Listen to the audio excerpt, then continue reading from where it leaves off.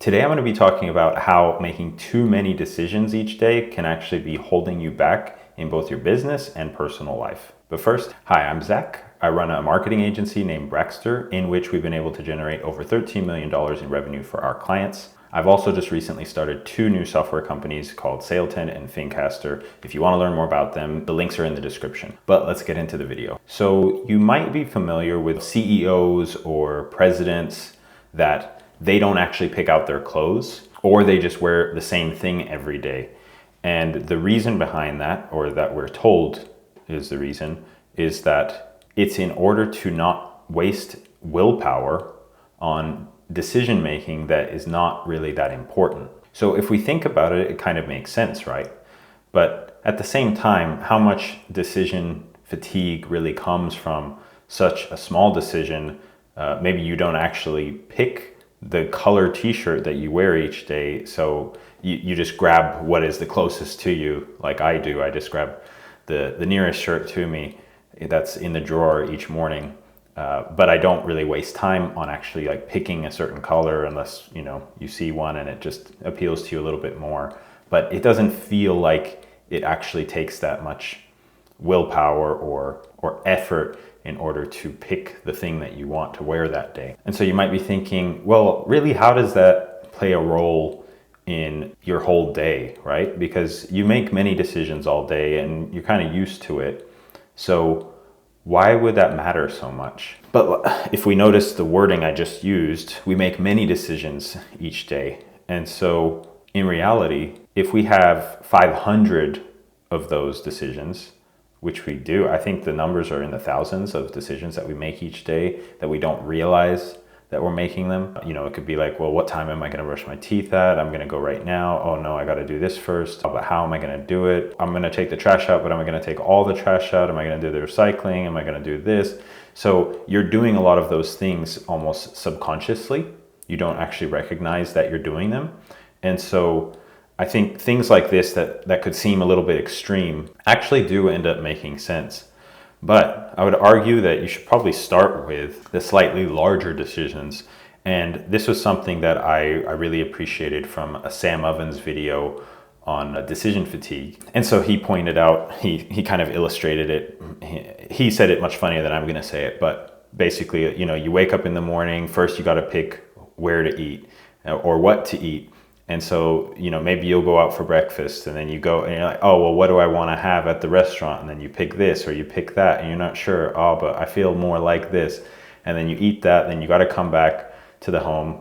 You feel bloated. Then you start your work day that you apparently do while you're bloated.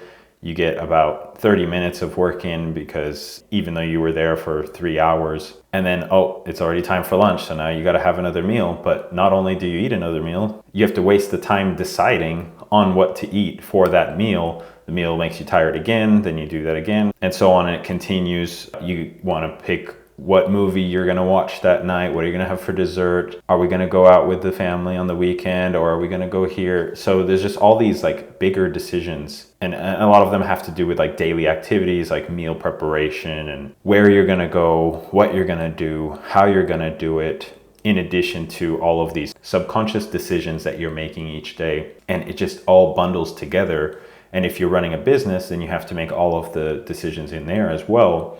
So we're just trying to save the majority of our willpower for the things that require the most focus or are the most important, because we don't want to be wasteful, because we can be really tired and still decide that we're going to cook steak instead of chicken. That's not like a high stakes decision that requires having a ton of willpower. I'm trying to think of ways that I could continue to apply this principle even more so in my life. I try to keep things pretty regular, or I just eat whatever is in front of me unless I have a reason, or I'll just take from like one or two pre-selected options to keep things simple. Like I said before, I will just pick the same shirt every morning, or just whatever is the closest one to me. I don't try to make unnecessary trips Even if I go out to a coffee shop, I will try to pick essentially the same thing every time. But it's also because I just like those things. And so if you take that extra time to kind of figure out what things that you like already that you could be happy with on a regular basis. This doesn't mean the most tasty food. This doesn't mean the most fun thing, because if you eat too much dessert, you don't even enjoy it anymore, right? So if it's just too much sensory activation, too much dopamine being triggered by it, then it's actually probably gonna burn you out of that sort of perception, I guess you could say. So I try to pick the things that I feel like I could have every day. And now that decision has been made for 6 months. I don't have to think about it again for that long. And it just allows me so much more focus on more important decisions and to not trick myself into thinking I'm making a good decision when really I started out the day with this much willpower and this much bandwidth to make good decisions from.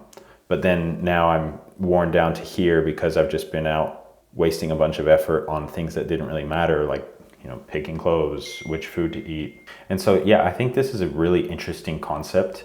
It kind of intertwines with focus and how if you just stay disciplined, then the results are really going to come. Because if you're able to kind of get these more pointless things out of the way, and then this isn't to say you should never enjoy yourself. It's more like how I'll apply it is 80% of the time I'll be doing things that way. And then maybe 20% of the time or 10% of the time, whatever the ratio really is, but just a smaller fraction of the time, I will then, go have fun, try different things, experiment with different things, or maybe like have that on a set day. Like maybe you go out on a Saturday or a Sunday, and then you just do all those fun things on that day. But every other day or every weekday or work day, which for me is pretty much every day, but normally on a work day, you just have the same thing so that you can kind of maximize the focus, get into that flow state essentially, and then maybe at the end of the day, when you're already tired, when you've already done your deep work or whatever you want to call it, you've already got that, you've taken care of it. And now if you waste a little time picking dinner before you go to bed, that's fine. That's probably fine, But I've noticed so many people, and I probably was doing it, a few years ago. I tried not to do it now, but they would just spend so much time on picking things that didn't really matter. Like, if you think about how many meals you eat, it's just such a time suck. Like you do it 3 times a day. And if you go out for any of those meals on a regular basis, then it's just so much time. It's crazy when you think about it. Like the time to pick the food, the time to eat the food, the time to come back from the food, to get focused again, answering unplanned phone calls, picking out Netflix shows, picking out YouTube videos, all of these picking things. It's just so many choices, and you already have to make really good choices in your work. And you might think, like I was just thinking about, well, what do we really pick when we're working? So maybe I'm writing some code, or maybe I'm doing some copywriting, or maybe I'm writing an email to a client, and all of those are requiring little choices all over the place. Like when you're writing out a letter or an email to a client, or you're writing your newsletter, or you're writing whatever, you're picking every word. And some of that is on autopilot just because you're an adult, and so you sort of have phrases that you already like to use and you're already in the habit of, but you're still picking the words that would be best suited for this context. When you're writing the code, you actually, it's so much decision making that you aren't thinking about, because you are deciding what is the best for this scope of code, as well as the larger scope, as well as the entire application, as well as the infrastructure, as well as the potential attack vectors, as well as the user experience. You're thinking about everything at the same time. That's kind of why some people have said that interrupting a developer while they're in the middle of a hard problem is like interrupting somebody in the middle of a extremely long division problem that they're doing in their head. I don't know if it's that hard, because I think you will have to redo all the work in the math instance, but it can be kind of that way when you do get interrupted.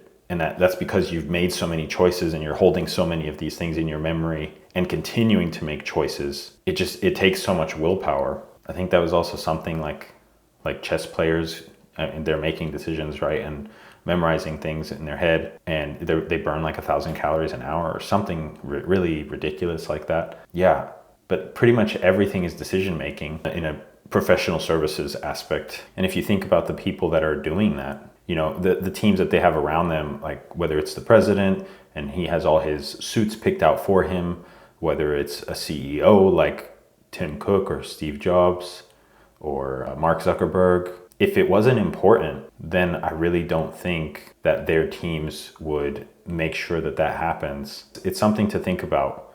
And maybe we could say, well, I'm not at the scale yet for that to matter, where my decisions will affect thousands of people. Yeah, definitely. But your decisions 100% are going to affect you, and whether the business does well, or like whether you can get the business off the ground, or whether you just made one, you know, lucky decision, and now what are you hoping to get you through the next rough part? Is it going to be another lucky decision, or is it going to be good decisions that were made with a lot of effort and then applied and worked through, and then you have to continue to make decisions in order to fulfill those decisions and keep people happy and, you know, just manage your cash flow properly. Like everything is a decision. And so I think it's just like energy conservation. Like it's gotten to the point I just absolutely hate picking restaurants. I don't want to pick any restaurants. Don't ask me to pick a restaurant. I will see something that I like on Instagram, bookmark it,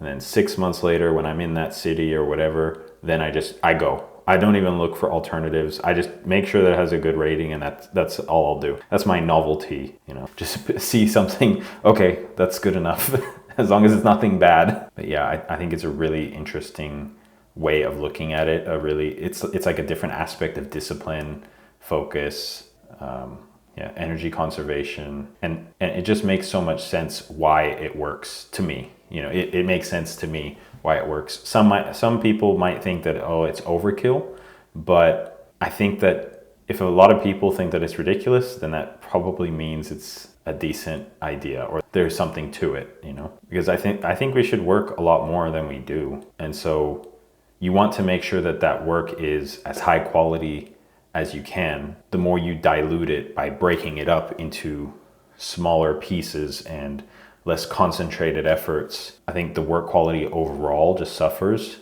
And if the work quality is 10% worse, that could be the difference between you making the sale or not. You know, it's like if a landing page is good enough for somebody to buy from it, then that means probably more people are willing to buy from it. It's not like a linear progress where you start making one sale a day and then you make a button color slightly different and now you make 2 sales a day. It's more like you're making 0 sales a day and then you finally figure out the formula and now you're making 3 to 5 sales a day. It's like it either works or it doesn't, and then once it starts to work, it really starts to work. There are some things that are linear, but that type of a thing, it's usually a bit more binary. And then it's a bit more exponential. Like once it gets working, it works. But then you just go 10% higher and then the results are like 50% higher or 100% higher. It's compounding or exponential. So I think at least I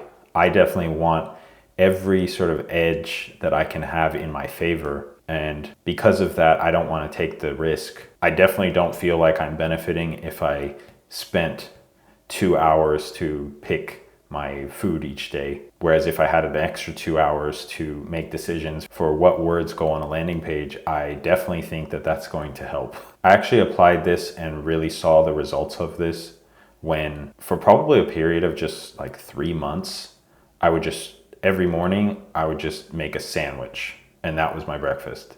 And then I would get to work for a few hours. And then for lunch, I would just have another sandwich. And then I would keep working, and then maybe for dinner I'd have something different, like go out and get some tacos or whatever. And I'm not saying that this was the healthy choice. There was a much healthier version of what I was doing, but I was just doing it very, very simple. And yeah, so I didn't have to make like a big conscious effort to be really disciplined. It was like just by eliminating all these unnecessary choices, I just chose to be more disciplined. And I got so much work done.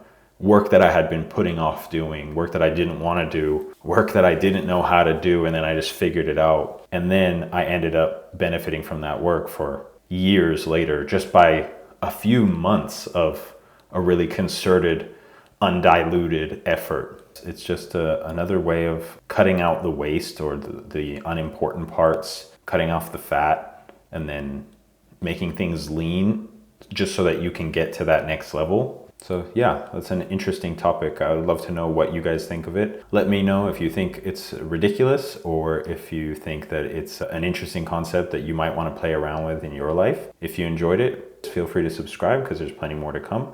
But that's all for today. Thank you.